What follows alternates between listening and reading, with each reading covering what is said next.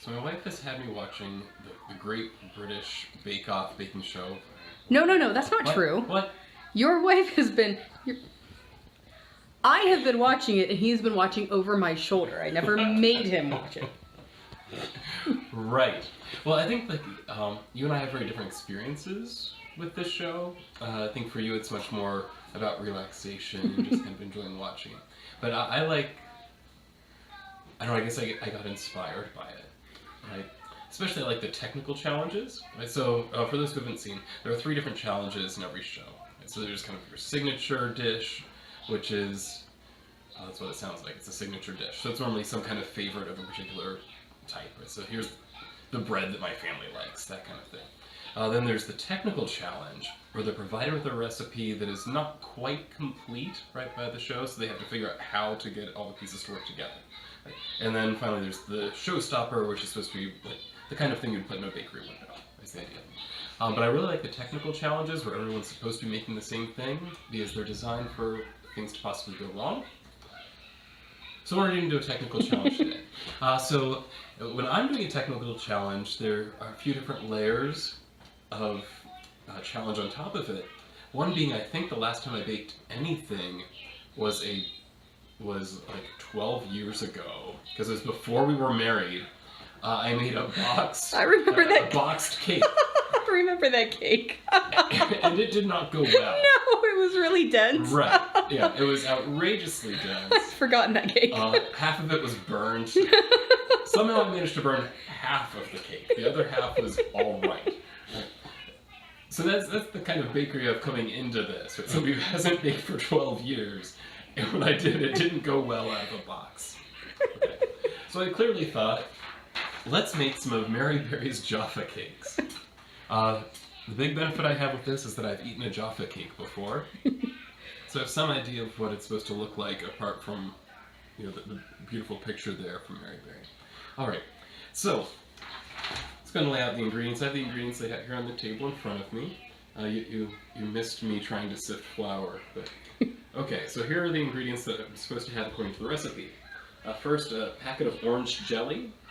Now, I am smart enough to know this is the British baking show. British jelly is not the same thing as American. So I did not go out to the grocery store and buy like a jar of what we would call jelly, which would be closer to marmalade. Didn't do that. Instead, I know jelly we call Jell-O. You may notice this is not orange. It's not orange, no. Because strawberry is what we had already. So, sorry, Mary. All right. I need boiling water. That is the one thing that I know that I can actually get as the recipe declares. So it's supposed to be 5 ounces of boiling water. I'm doing a little bit more than that for reasons I'll talk about in a second. And a small orange, finely grated zest only. Well, this is not quite an orange, it's a mandarin, but it's fairly close. Right? All to say, if this goes horribly wrong, clearly not Mary Berry's fault. We know my skill level, and I'm not even using her recipe. I'm changing it. Okay. Right, then for the sponge, that's the cakey part on the bottom. I need unsalted butter for greasing, and we do have that. A 1 large free-range egg. I don't think this was free-range, but it is a large egg. It's not free range, it's from the store. Yeah. I'm an American. I don't care that much about free-range. Then 25 grams of castor sugar. I had to look up what castor sugar is. It turns out, so here in the States, you know, we have granulated sugar, like this, right, and powdered sugar. Okay. Apparently castor sugar is supposed to be about halfway between, right? So it's not quite as powdery as powdered sugar, not quite as, I guess, granulated as granulated sugar, so it's about halfway in between. So I checked, we went to Walmart, so it wasn't like a fancy grocery store or anything. They didn't have any kind of, there are a few names for this, castor sugar, also called baker's sugar. They didn't have it. So I debated what to do. I thought about maybe mixing half and half with powdered sugar and granulated sugar, so kind of on average it's right. I decided against that. Instead I'm going to take the granulated sugar, I'm going to try to crush it up a little bit more. My wife suggested maybe using the food processor. I think I'm going to use a rolling pin instead. You know, keep it hands-on and less precise. Then 25 grams of self-raising flour, sifted. Well, you can see my sifting work here. Right. And right there is the self-rising flour. Although, interestingly, apparently we call it self-rising flour instead of self-raising flour. So I hope that's not a difference. And then finally, I need 180 grams of plain chocolate, about 36% cocoa. So I had to do some looking. I found out that I thought, well, we have semi-sweet, let's just use that. Semi-sweet's about 50% cocoa. So okay, that's too much. So milk chocolate. Milk chocolate can run as low as 10% cocoa. So I'm not necessarily good at baking, but I can at least do percentages. Right, so if I take 50% and 10%, right, go halfway between them, some around 30% or so. So that's not too far off. So I have here is my chocolate. Half of these are milk chocolate morsels, the other half semi-sweet. So we'll see how this works. So one thing that I know from watching at least 3 or 4 episodes of this show is that on the technical challenge they don't give you all of the instructions, right? Which makes me very nervous. Because when I read this recipe, it seems complete. There's no point where I'm going, oh, I don't know how to do that. So I'm wondering whether it's possible that PBS, when they put this out there, are not trying to have, like, you as the reader of PBS.org do a technical challenge.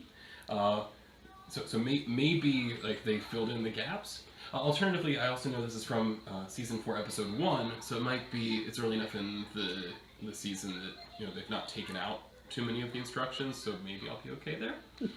Right. So in any case, so I did want to talk a little bit about the change I made with the Jell-O, because technically what they're asking for here is a packet of orange jelly, knowing what that means for the Brits, and then 5 ounces of boiling water. Okay. Now, what this jelly is, the way it works in Britain, I have not seen this, but my wife told me about it, is that instead of having like the dried Jell-O mix like we're used to in the States, they actually have a block, right, of kind of concentrated gelatin. Well, they're like sheets. Sure. They're like plastic. They're like plastic sheets, like just like a very thin layer of like it looks like kind of a hardish plastic, and you just break it up and put it in the water, and then it melts, and that's the gelatin, right, which is not what we do. Right. Right. So like reading about it is just kind of this really concentrated right, gelatin. Right. So since it's not just a powder, right, there is some water there in it. Right. So what I did, I figured, okay, they're asking for a 135 gram packet of this orange jelly. Right. So I figure 135 grams, and that would be equivalent in water weight of 135 milliliters. Thank you, metric system. Right, so there's already some water in there. I'm guessing there's very little actual gelatin. Right, because when I look at a packet, from what I've read, right, that's basically equivalent to like a box of Jell-O for us. Right, it's the same gelatin content, it's just a different form. On here, the weight of this is like 9 grams, 8.5 grams. Right, so very little of that 135 grams is the actual gelatin itself. Right, so it's probably mostly the water, and then it's all congealed. Right, so that's kind of the bet that I'm making. Right, so when I add it up, 150 milliliters or 5 ounces of water plus 135 grams or 135 milliliters, so that would basically be 280 milliliters of water, which comes down to a little bit over a cup, which is what I have here. Okay, so I figure all my water is here, all my gelatin is there. It should work. Famous last words. Anything off of it? Nope. Maybe try the side I suggested. Maybe. Nope. Hey! Turns out my wife, watching more of the show than I have, has a better idea what she's doing. I've zested a time or two.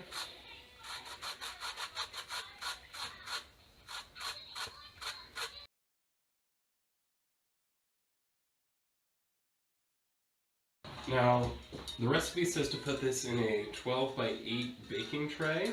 So we have, I think that's about the right size here.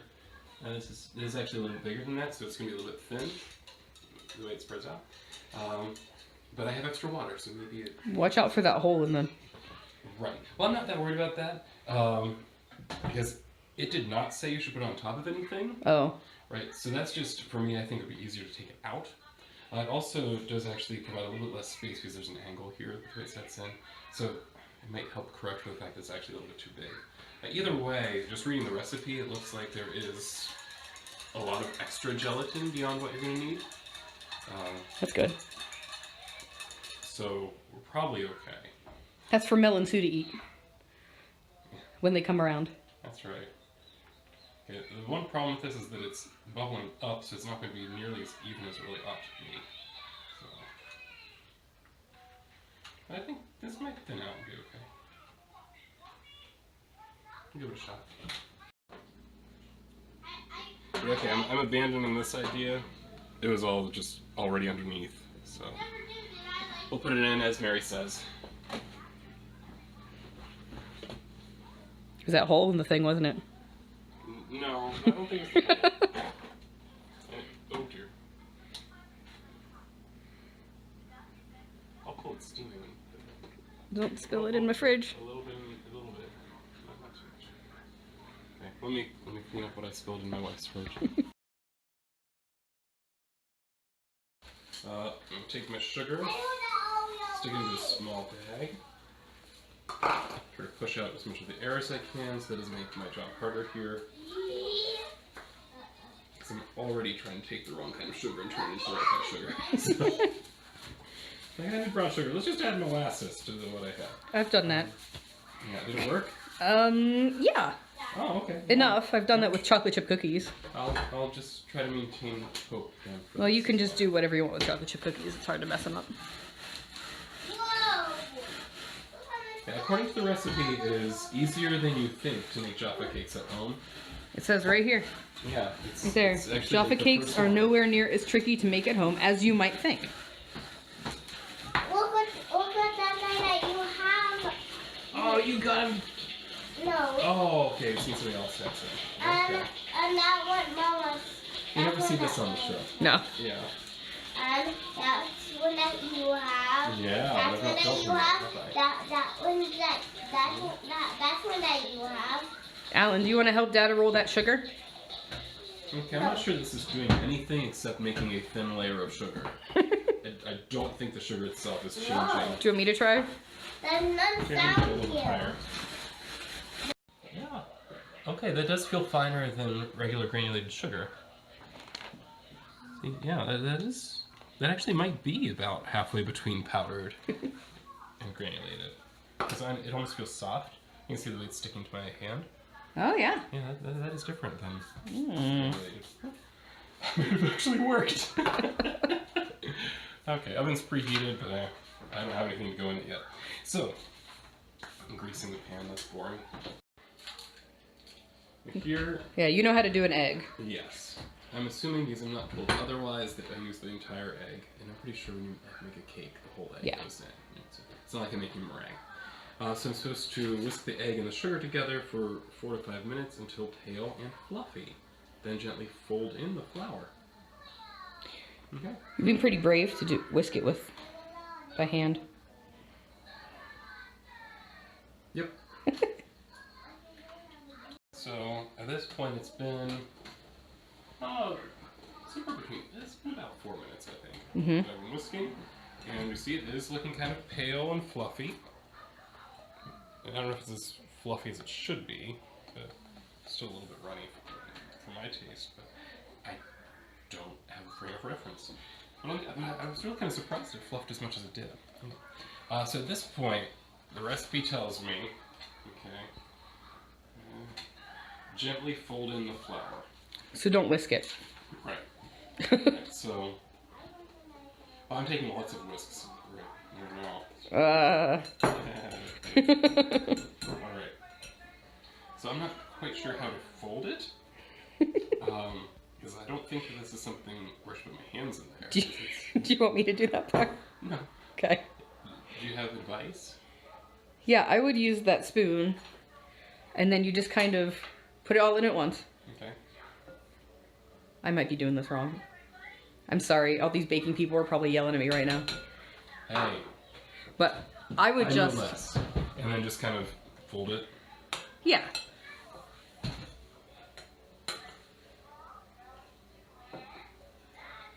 Because I think this is a sponge you don't want to overbeat. Sure. So you got to make sure it's all like In there. incorporated, but not like to death. Right. I don't know what I'm talking about. I'm guessing. Hey. Your guesses are probably better than mine at this point. And you've seen at least one more season of this show than I have. Oh, far more than that. I was trying to save you with it at least. I have no shame. Everyone loves Bake Off. I'm trying to remember. Isn't it that, like, the American name is supposed to be the Great British? I'm going to go with this. So now I'm supposed to fill each well in my bun tin. Bun tin? Sure. I'm using a muffin tin instead. Probably the same thing. Probably the same thing. Each one should be about 3/4 full. Now we grease this with unsalted butter. Yes, just as Mary suggested. And that said, it's about 1 dessert spoonful. That's not a per dessert whole. spoon. It's not a dessert spoon. I don't actually know what a dessert spoon is. But I'm just going to use this. Start with 1 in each. Because I know that, for one, this will rise a little bit. Because it has self-rising flour in it. So if it doesn't rise, I would be surprised. Also, Jaffa cakes aren't supposed to be that thick anyway. No. So I'm not going to worry too much that they're not 3/4 full.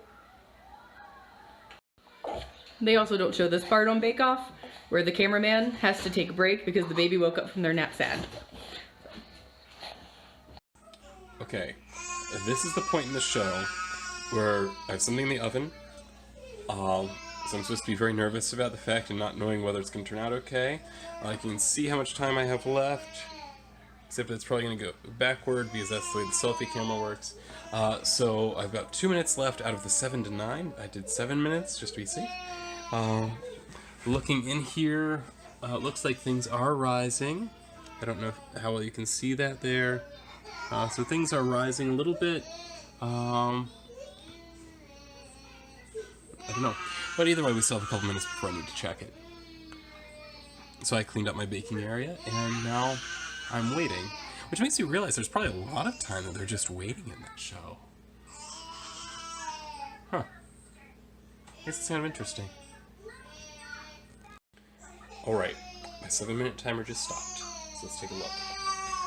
Okay, I need something to pull this out with. Here we go. Okay. Now they do not look done to me. They're supposed to bounce back when touched. Oh, they do actually spring back a little bit. Huh. Actually, maybe these are more done than I thought. Okay, I think I'm gonna go ahead and call that done. Yeah, they actually sprang back when I touched them. So yeah, that's pretty good. They actually look kind of Jaffa cakey. So I'm gonna go ahead and take them out. It says to let them dry a few minutes in the tray. Well, not dry, cool a few minutes in the tray. Okay. So we'll give that a few minutes. We still have another half hour for the jelly. There's really not a whole lot to do except just wait for things to cool and chill. Okay, cool. Okay, so I am currently trying to get my Jaffa cakes out of the tin. And I thought, well, you know, I greased it, I should be able to just flip it over and they'll come out. That's not what happened. They stuck a little bit. It's not too bad. Alright, so and you can see when they came out. It looks like a little cake. I had a little bit of damage there, but hey, I'm not actually presenting this to anybody. This one turned out actually really well. I'm actually pleasantly surprised by that. I wonder if there's a technique here, or if I just didn't grease the thing enough. That seems possible. In any case, I'm using a handy-dandy plastic knife here. I started by using a metal fork, then I realized you don't do that on a non-stick pan. Okay, so here we go. At least I think there's some non-stick surface here. Okay, yeah, that's real nice. Cool. Alright, so I'm going to finish doing this, then you can take a look at the whole box. Hold on. So here's the lot. You can see they're not consistent. Like this one is really thin. This one is substantially thicker. But nonetheless, they look pretty good. Like I don't have they didn't burn nearly like the last time I did a cake 12 years ago. So hey, I'm actually fairly happy, as long as I don't throw them all the way across the room. I think I'm pretty happy with that part. So I'll put those over on the cooling tray next to, this is my wife's recipe for the day. She's doing that for church tomorrow. So, hey, that's pretty good. Okay, my last timer went off. Let me clear it here so it doesn't keep beeping at me. And now that means it's time for the jelly to come out of the fridge. This is what happened. Okay, well, this is looking interesting. Okay, well, see, it all came down to one end of the pan, apparently. So there's almost nothing over here. I don't know if you can see that very well. Yeah. So it's all kind of on one end. Which, actually, that might be okay. Alright, so I'm supposed to turn this out onto a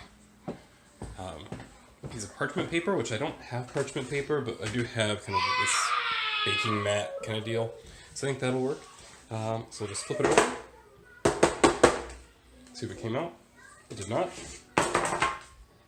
Yeah, it's just as attached to the pan as before. So let's get some kind of scraper or something. This'll work. Alright, since it's already set not there on one end, I should be able to just, like so. Let's hope I don't destroy it too much. Fortunately, I have some extra, so it's not that big a deal if it doesn't work quite perfectly. Okay, you know what? This is not going to work very well, I don't think. So here's what I'll do instead. This is what I'm going to use for cutting. I need some... she's actually... Mary Berry wants me to use a 2-inch round cutter. I don't have anything like that, but I do have a cup. That hole is about 2 inches, so I can just kind of go like so. Just gonna drop it in and try to cut out. Right, there's 2 inches. Gonna slide that off. Oh, that did not work great. And then this would go on here, like so. At least that's the idea, is we're gonna have jelly on top of each of these like that.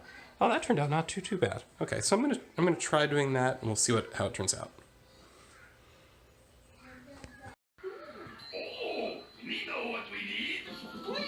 These could have turned out a lot worse.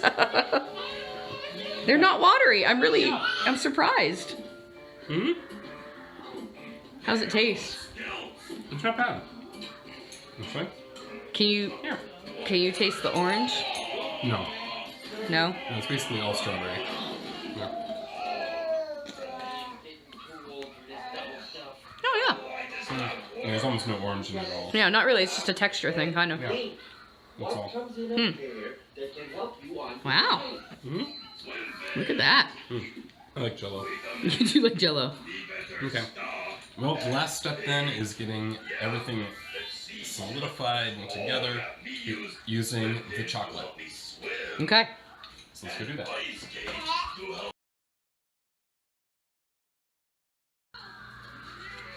One thing I didn't think about, there might be different melting temperatures for milk chocolate and semi-sweet. I don't know that. I'm just saying that, like, what I see here, what's melted looks fairly light to me. Mm-hmm. So it might be that the milk chocolate is going to all melt first, and I'll still have chunks of semi-sweet in there. I'm hoping that doing this over the water bath will make it gentle enough that it doesn't matter. It'd be a real shame for this all to fall apart in the last step.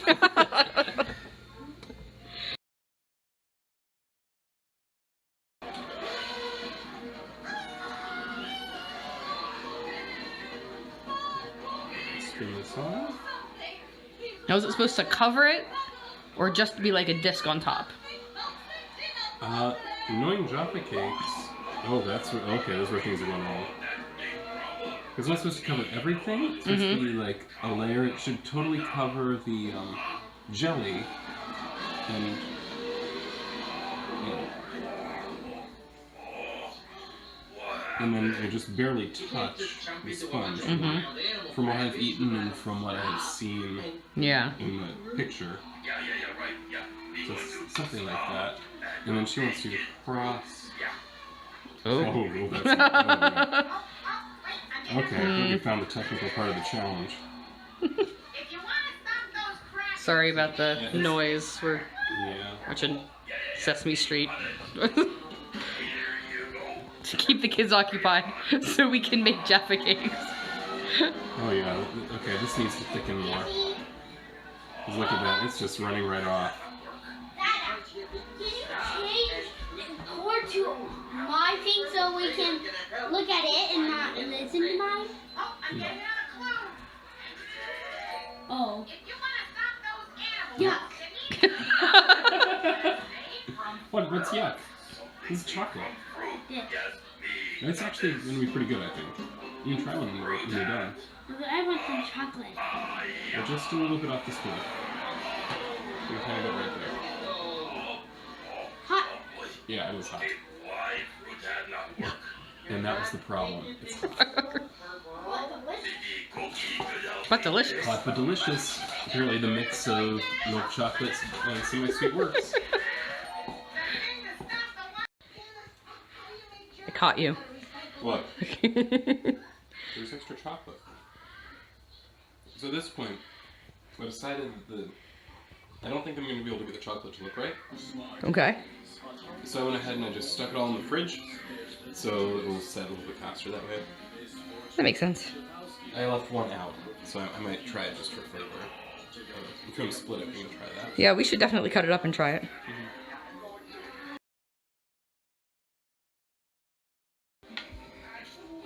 Okay, go ahead and split it. Now, we recognize, of course, the chocolate is not quite set yet. Right. So That's a problem. I'm just saying we need to remember that when we taste it. The flavor might be fine, but the texture is not going to be what a Jaffa cake is. How much chocolate do I have on my face? Lots? You got a fair bit. You got some on your neck too. Like, there you go, over there. So that means you've been working hard. That's right, it's an occupational hazard. Oh.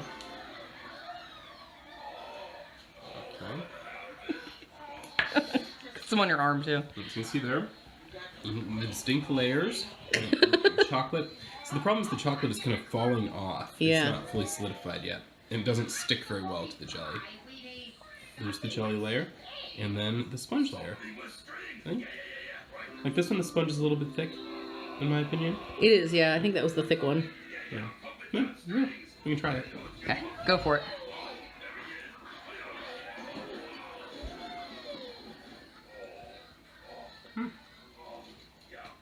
That's pretty good. Yeah? Actually, yeah. Yeah. I'm obviously not a professional at all, but like the sponge doesn't have a lot of flavor to it. Mm-hmm. I mean, there's nothing that would give it flavor, really. Right. It's flour, sugar, and egg. I feel like the strawberry is not as strong a flavor as you would actually want to have, so it ends up getting overpowered by the chocolate. So, that's probably why when we buy these in the store, they're orange and raspberry flavored. Yeah. Right. You don't see strawberry. I bet that's why you have the orange zest in too. In the orange jello. Or gelatin. It might strengthen it a bit. Yeah. Yeah, but I'm gonna finish my half. Pretty good. I may not have been able to get Mary Berry to come over to the other side of the pond to try this. We do have a special guest judge. He's been asking for a cookie for hours. Do you want cookie? Yeah. Cookie? Try this cookie.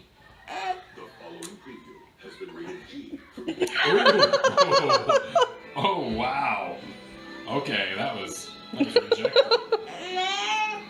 Try it, it's yummy.